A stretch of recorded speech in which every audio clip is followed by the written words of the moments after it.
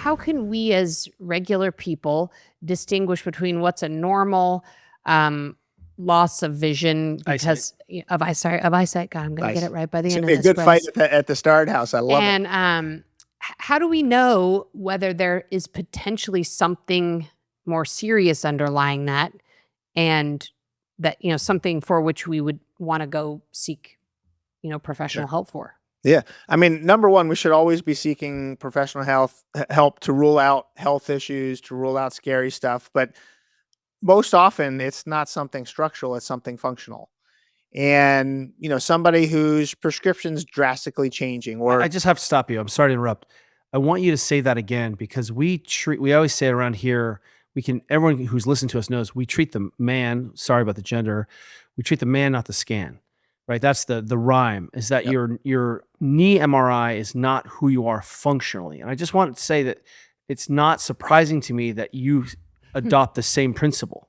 Yeah. Some of the most successful, best LASIK surgeons in the DC area will send us patients and say, is this a good candidate for LASIK?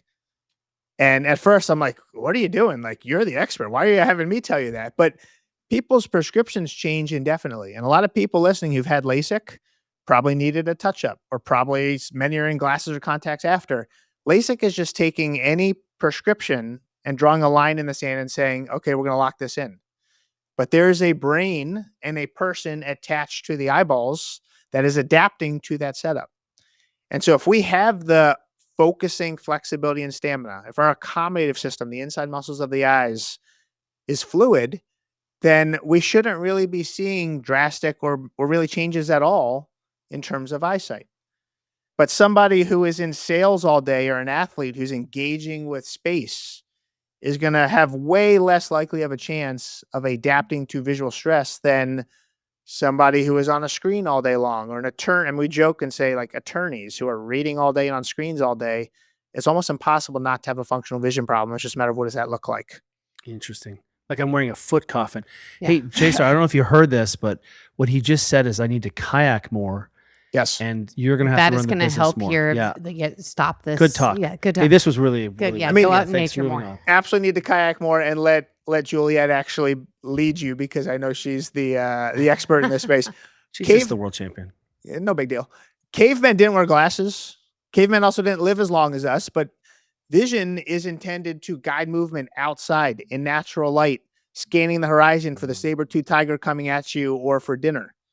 And these careful eye movements that this species evolved to help support are now clashing against modern day demands where what we're doing out here, we're now doing up close with this 2D device blasting high energy light at us for hours on end with contrast brightness, high energy light that our bodies and our brains and our eyes don't know what to do with. Let me change gears for a second. Yeah, go ahead. I was going to do the same. One of the areas of sort of concern for me is that we are seeing a ton of concussions in young people. Thank you. And for a lot of reasons, we'll say it's complicated. Kids are bigger and stronger. We're not as robust. Our systems aren't Training developed. way more. There's a lot of things. I think about all the concussions I had playing football, and they were like, no, your brain always should hurt after a football game. And I was like, okay, this headache is normal. Now when we see concussions, I have witnessed and seen a lot of vision training helping post-concussion symptoms. Will you explain that just a little bit? Because I know our eyes are basically brain material. I mean, I just think that freaks people out. It's your brain is hanging out in the front of your face, but it's the only part of your brain you can see without things getting messy. So I'm touching brain, right? It's all right. So help walk us through some of that, because I think there are people here like either had concussions or they're a child. Is there something we can do to help mitigate some of the function loss after concussions? I love this. Thank you for teeing this up. We could do an entire podcast on this. But first of all, eyes are part of the brain. They emerge in utero in the first trimester from your brain. And there are more areas of our brain dedicated to processing vision, not eyesight, than all of the other senses combined. 50% of the real estate in our brain is dedicated to processing or using vision.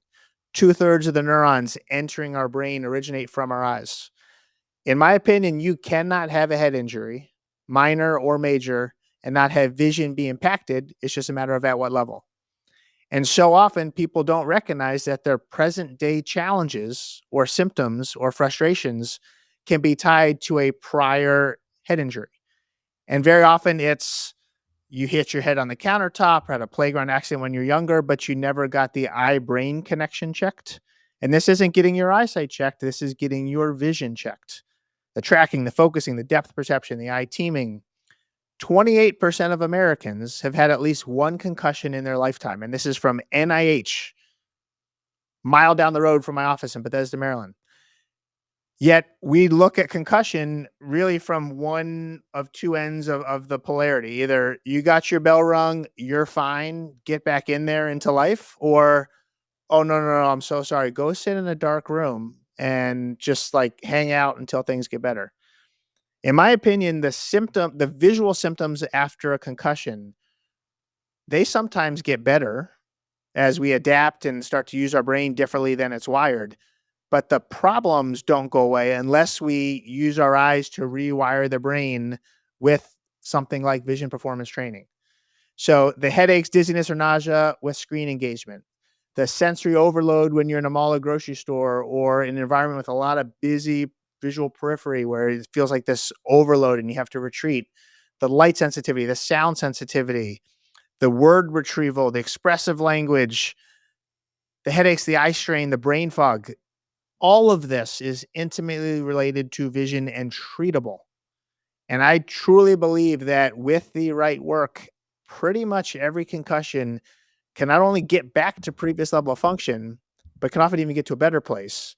But the problem now is screen time and reading and near visual stress is stepping on the open wound and making it that much harder to get back to where you were because it's asking you to handle demands that you're not prepared for yet. Two questions on that. Um, what about for people who are aware they've had a concussion in the past, like the distant past, like Kelly Yeah. had quite a few in high school? Can you restore some of that way later? Or is there sort of like a Goldilocks period post-concussion where you really want to get this functional vision work in? Or is it too late at some point?